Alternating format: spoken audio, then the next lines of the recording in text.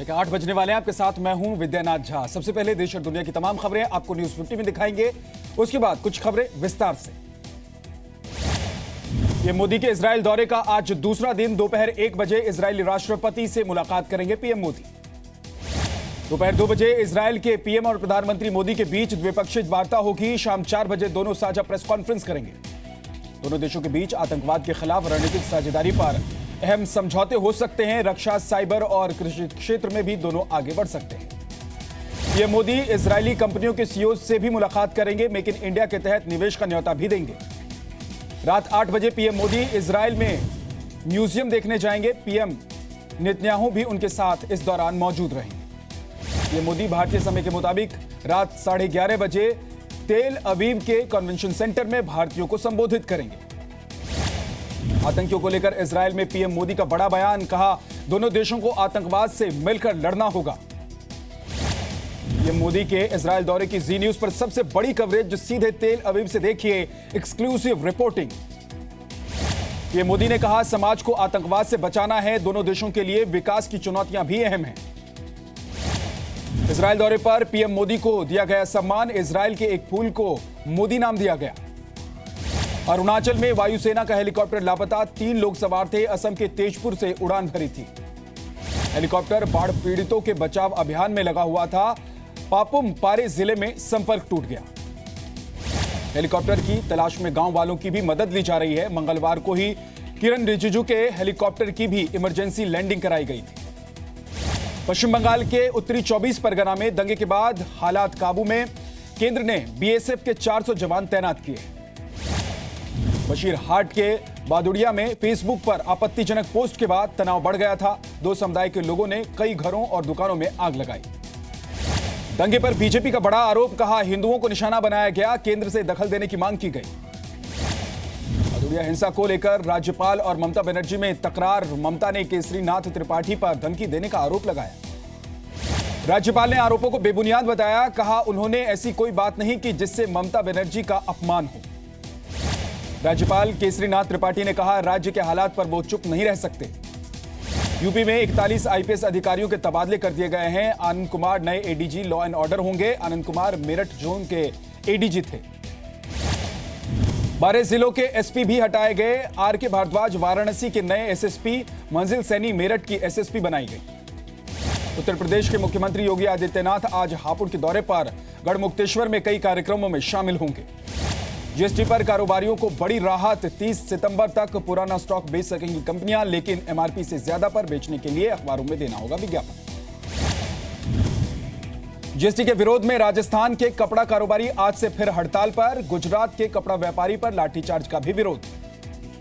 हरियाणा के करनाल में जीएसटी का विरोध। बेमियादी धरने पर बैठे सेल्स और एक्साइज विभाग के कर्मचारी। छत्तीसगढ़ में बीती रात से चुंगी नाके खत्म हुए। सरकार को सालाना 100 करोड़ रुपए के राजस्व का नुकसान। पुराने नोट नहीं जमा कर पाए लोगों को फिर मिल सकता है मौका। सुप्रीम कोर्ट ने केंद्र सरकार और रिजर्व बैंक से कहा, लोगों को मिले एक और मौका। हिमाचल उत्तराखंड के दौरे पर आज जाएंगे मध्य प्रदेश के मुख्यमंत्री शिवराज सिंह। बीजेपी की परिवर्तन यात्रा में शामिल होंगे। राज्य में किसान की खुदकुशी पर मंत्री अमर बाउरी का संवेदनहीन बयान। कहा, किसान पहले भी मरते थे, आज भी मर रहे हैं। बेवजह तूल दिया जा रहा है। पंजाब के फिरोजपुर में किसान ने जहर खाकर दी जान। किसान पर 13 लाख का कर्ज था। पिता और भाई भी खुदकुशी कर चुके थे। मध्य प्रदेश के बैतूल में कुर्सी को प्रणाम करने का वीडियो वायरल। कोऑपरेटिव बैंक के इस्तीफा देने के बाद अशोक पांसे ने कुर्सी के पांव छुए। मध्य प्रदेश में फिर से हड़ताल पर जा सकते हैं 108 एम्बुलेंस कर्मचारी। चिकित्सा कंपनी पर 2 महीने से भुगतान नहीं करने का आरोप। मध्य प्रदेश में हर साल 2 जुलाई को मनाया जाएगा वृक्षारोपण दिवस। सीएम शिवराज का निर्देश। इस साल लगाए गए पौधों की अगले साल मनाई जाएगी वर्षगांठ।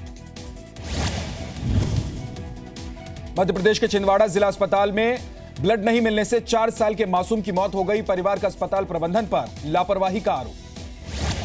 घटना में मरीज की मौत के बाद अस्पताल में हंगामा। अस्पताल में तोड़फोड़ की गई। डॉक्टरों पर लापरवाही के आरोप।